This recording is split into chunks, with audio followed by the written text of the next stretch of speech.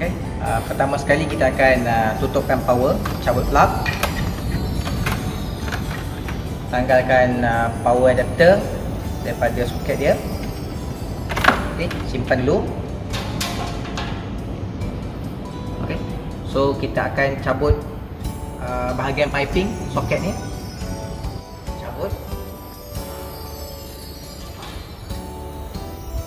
Cabut keduanya sekali.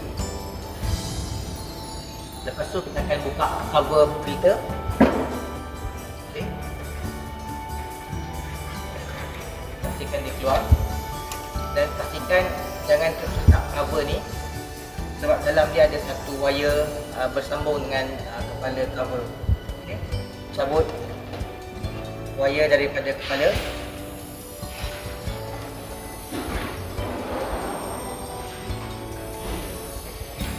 So cabut adapter untuk hose. Okay, cabut dulu. Bahagian bawah ni ada satu pin. Okay. Cabut pin. Buka clamp dia. Okay. Angkat controller ni ke atas.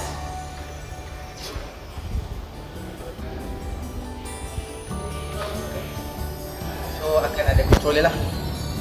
So pastikan bila angkat controller ni, pastikan o-ring ni ada.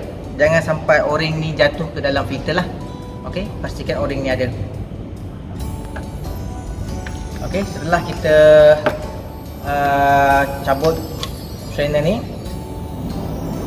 setelah kita cabut strainer ni, so kita akan letak pada untuk kita pegang.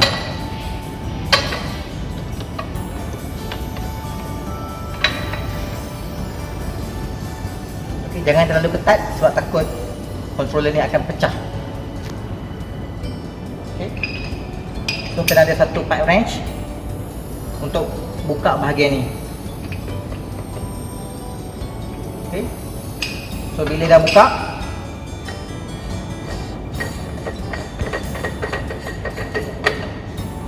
keluarkan bahagian ni yang rosak, ambil yang baru, masukkan semula.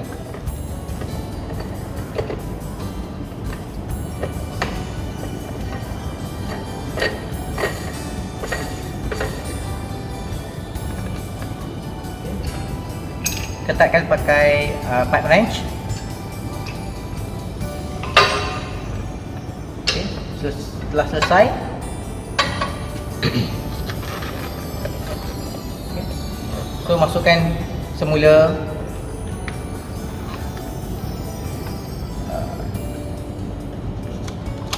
filter. Pastikan o-ring ada.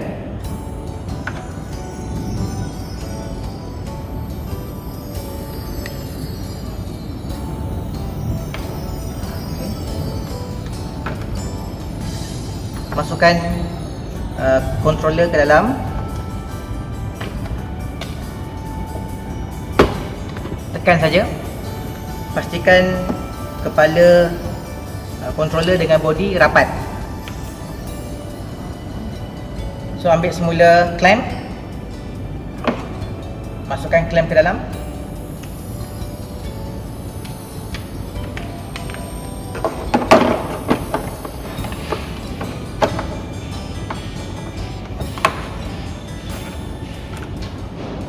Ambil pin.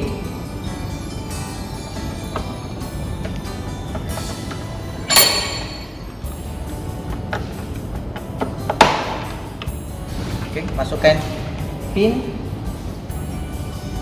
Masukkan semula hose tadi.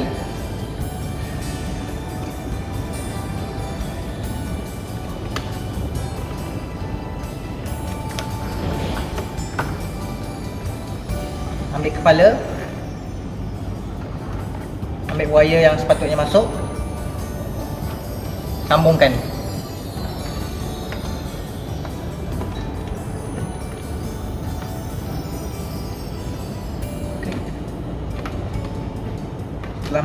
Dah okey. Masukkan semula ke dalam. Pastikan semua wayar masuk ke dalam.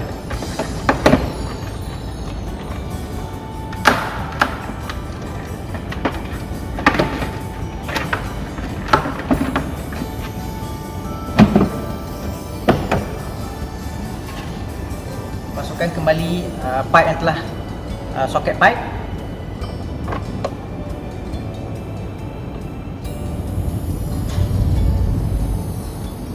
Clip. Sambungkan semula dengan power point. Sambungkan ke plug dan on.